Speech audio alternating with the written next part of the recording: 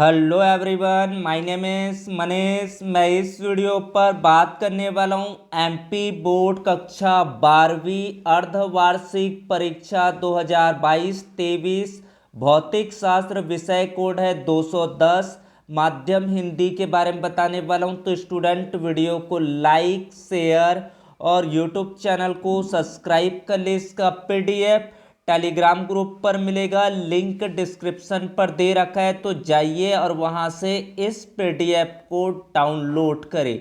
इसी तरह का पेपर आपके परीक्षा पर पूछा जाएगा। सबसे पहले यहां पर निर्देश दे रखा है, सभी प्रश्न करना अनिवार्य। प्रश्न क्रमांक 1 से 4 तक वस्तुनिष्ठ प्रश्न है। प्रत्येक प्रश्न 1 गुना 7 अंक निर्धारित है।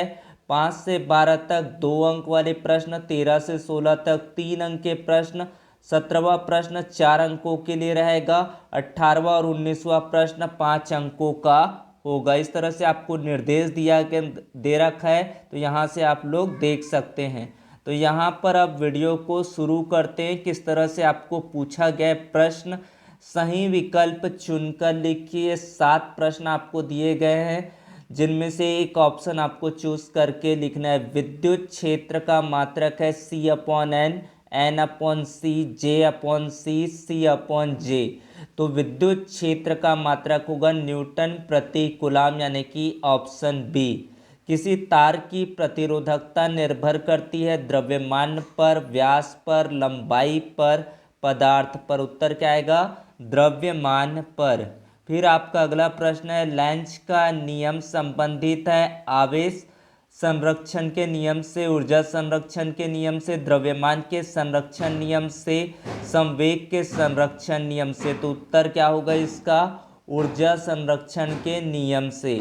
यांत्रिक ऊर्जा को विद्युत ऊर्जा में बदलने की युक्ति है DC motor, AC generator, transformer, choke कुंडली। उत्तर क्या आएगा इसका?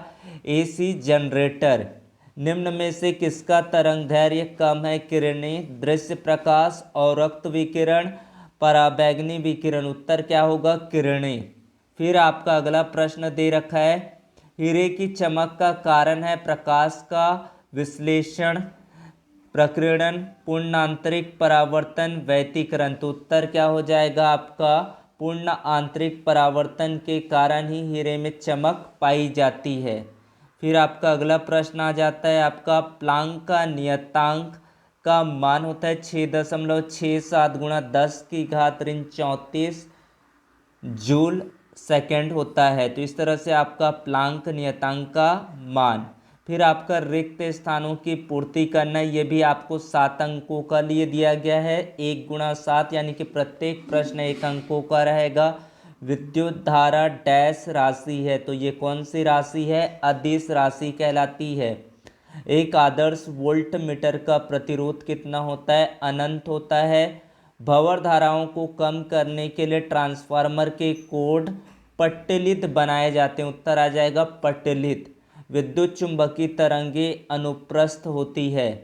लेंस क्षमता का मात्रक होता है डाइऑप्टर, जिसको डी से दर्शाया जाता है। विकिरण की प्रकृति होती है द्वैत, ड्यूल नेचर होता है। इलेक्ट्रॉन की ऊर्जा डैश होती है, तो इसमें आपका आ जाएगा ऋणात्मक। इस तरह से आपका उत्तर यहाँ से देख सकते हैं। फिर आपका है, एक वाक्य पर उत्तर दीजिए। ये इसमें भी आपको 7 प्रश्न दिया गया, 1 गुणा 7 यानी कि आपका 7 प्रश्न। एक तार को खींचकर उसकी लंबाई तिगुनी कर दी जाती है। ज्ञात कीजिए कि प्रतिरोध कितना गुना, अगर 3 गुना कर रहे हैं तो इसका हो जाएगा आपका 9 गुना होगा। चुंबकीय द्विध्रुव आघूर्ण की परिभाषा, चुंबक की ध्रुव प्रबलता उसी चुंबक की प्रभावी लंबाई के गुणनफल को चुंबक का चुंबकीय आघूर्ण कहते हैं। NIA को चुंबकीय आघूर्ण कहते हैं। इसका SI मात्रक AM² होता है। वॉटहीन धारा किसे कहते हैं?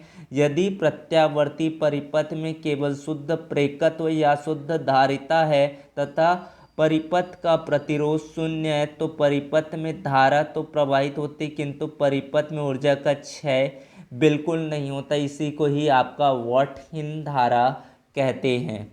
फिर आपका अगला प्रश्न आ जाता है, चौथा, दृश्य प्रकाश का तरंग दैर्घ्य परास बताइए कितना होता है? 10 की घात -6 मीटर होता है।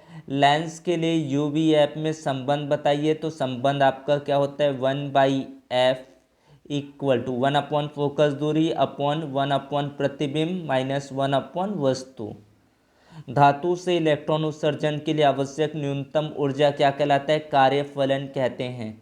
पहली कक्षा में इलेक्ट्रॉन की ऊर्जा कितनी होती है, तो -13.6 इलेक्ट्रॉन वोल्ट होता है। तो ये उत्तर आप लोग देख सकते हैं। सभी में आपको 7 प्रश्न दिए रहेंगे। यहाँ पर दिया गया सही जोड़ी का मिलान करना है। LCR परिपथ की प्रतिबाधा होता है आपका √R² प्लस आपका हो जाएगा XL - XC का आपका स्क्वायर। ये आपका ऑप्शन डी होगा। पराबैंगनी किरणें आपका दूसरे नंबर का आएगा रेटर। रेटर के साथ मिलान करना है। सूक्ष्म तरंगों का तरंग दैर्घ्य होता है 10⁻³ मीटर से 10⁻1 मीटर होता है।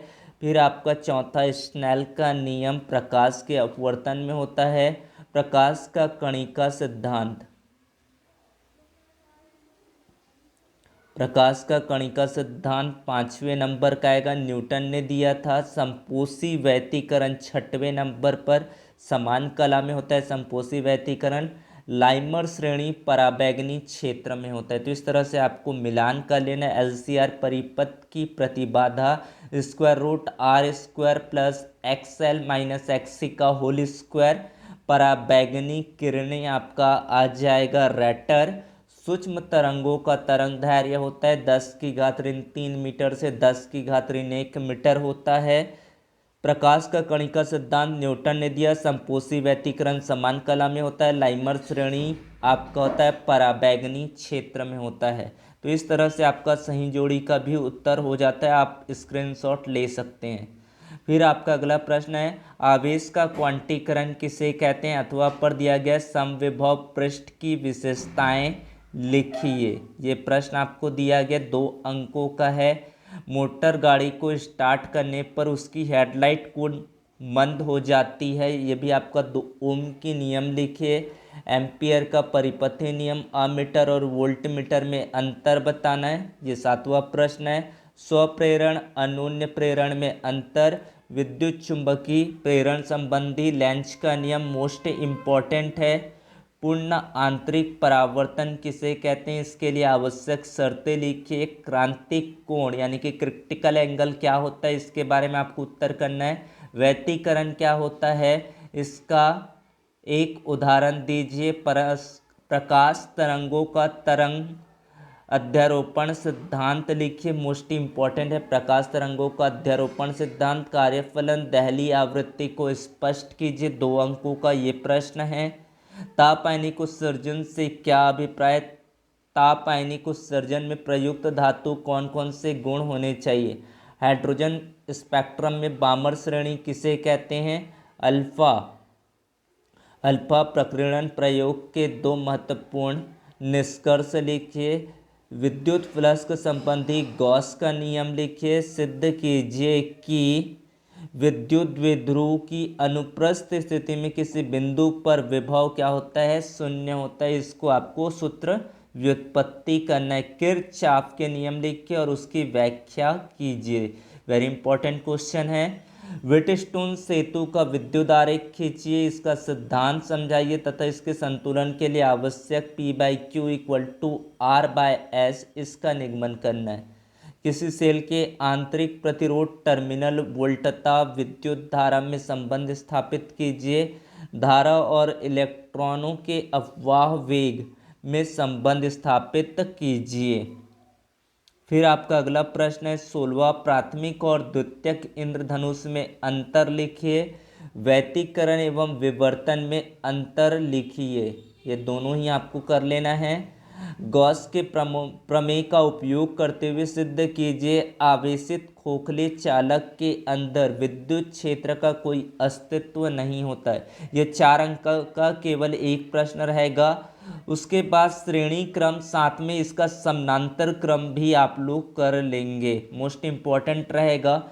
सेलों का श्रेणी क्रम संयोजन के तुल्य प्रतिरोध के लिए सूत्र स्थापित कीजिए। डायनेमो क्या है, प्रत्यावर्ती धारा, डायनेमो को सिद्धांत, संरचना वर्णन, रेखा चित्र सहित वर्णन कीजिए।